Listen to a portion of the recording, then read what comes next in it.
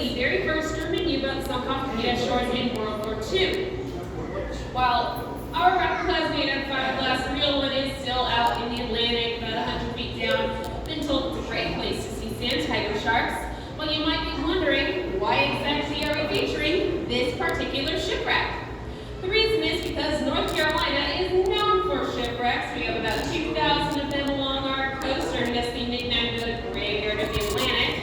And while these shipwrecks are incredibly amazing pieces of our state's history, they're also valuable parts of our coastal ecosystem. You'll often hear us refer to them as artificial reefs, and they provide tons of resources for local species, including endangered species like the aforementioned sand tiger shark. It's really cool to see an example of something man-made benefiting wildlife. As we all know, that's not usually the case. And unfortunately, we've got a pretty big problem with marine debris, aka man-made stuff, entering our oceans. About 9 million tons of marine debris enter our waterways every single year, which is roughly the equivalent of one garbage truck emptying its contents into the ocean every minute. Some common examples of marine debris that we find on our various beaches here include balloons, plastic straws, plastic water bottles, grocery bags, sandwich baggies, cigarette butts, takeout containers, and a whole lot more. Now, you're probably thinking, I'm just one person, I can't possibly clean up 9 million tons of trash by myself, and you're right. No one person can do everything, but everyone can do something. Even small choices we make in our everyday lives can have a positive impact on our oceans.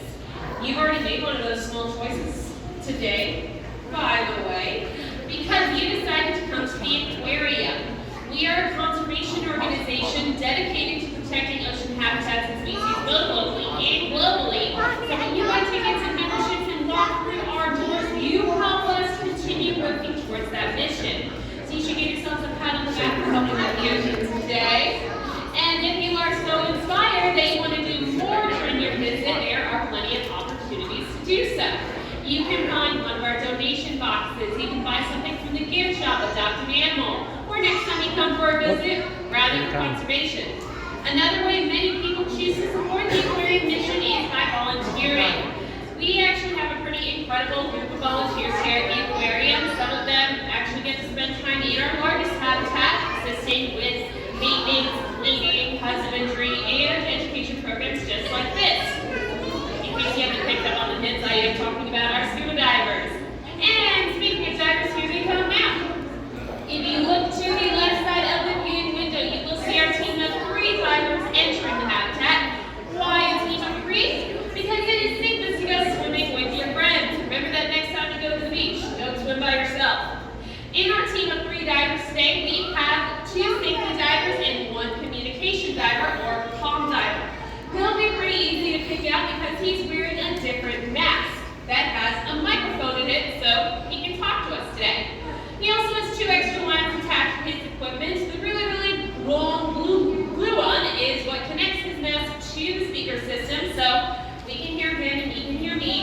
And he also has a shorter tether that he's using to attach himself to the bottom of the habitat. That way he can just stay in one place and not bob around. That'd be very distracting. Hey, friend, would you mind taking a seat so that way we're not blocking anyone's views? Thank you so much. That's perfect. Yeah, all right. You have a great job so far. Now, good morning, Mike. How are you today? Sir, I'm living the dream. How are you going this fine Monday? Doing amazing. I would love to know who else is with you today. Who's the rest of your team? So I have Jenny over on my left here, and I have Mike on the right too. That's right, it's the 2 Mike The today. Mikes. Well, I've been telling these folks a little bit about artificial reefs and shipwrecks. Can you hear me okay? I'm sorry I missed it, Jen. Can you hear me all right? I saw you adjusting your... Yeah, okay, good. All right, wonderful. Well, I just wanted to say we haven't had a chance to start talking about the animals yet. Can you tell us a little bit more about the animals that live here in the habitat? We have about 150 individual fish in the habitat, representing about 18 different species, all of which can be found right off the coast here of North Carolina.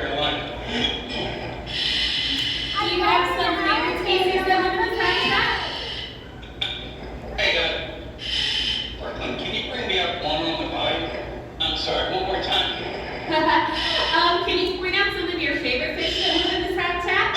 I'll point some out. We have sheep's in there. They're very interesting. They will bite. We have the coral jacks moving by there, which they school. It's a pretty big fish. It's bigger than it looks. And then the sand tiger's right above the head there. I will say the sharks are probably my favorite animals in this habitat. The guys that are down